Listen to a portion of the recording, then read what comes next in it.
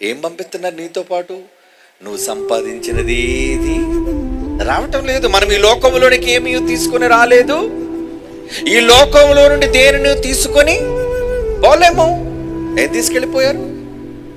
మా నాన్నగారండి 100 ఎకరాల ఆసామి అండి. మరి ఇప్పుడు ఏమయ్యాడు ఆ సామి? ఆసామి వదిలే సామి ఏమయ్యాడు? భూస్వామే మీ సామి. కానీ ఇప్పుడు పోయాడు.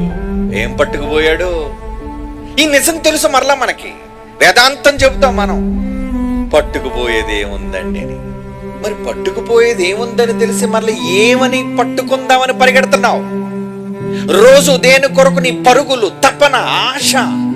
అందుకోసే కదండి ఈరోజు నేరాలు, ఘోరాలు, ఈ సమాజంలో జరుగుతున్న ప్రతి దారుణం వెనక ఉన్న కారణం దురాశ. ఎందుకు ఒకరినొకరు నరుక్కుంటున్నారు, చంపుకుంటున్నారు? ప్రతి దాని వెనక ఉన్నది దురాశ. అక్రమంగా సంపాదించాలన్న పేరాశ. ఏం చేస్తావు సంపాదించి?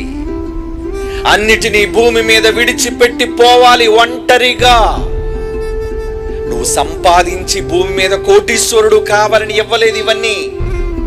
నువ్వు బ్రతికే జీవితకాలం 60, 70, 80 సంవత్సరాలు ఉంది ఆయుష్కాలం. అది దేవుని దయ. నీ ఊపిరి ఆయన పెట్టిన భిక్ష.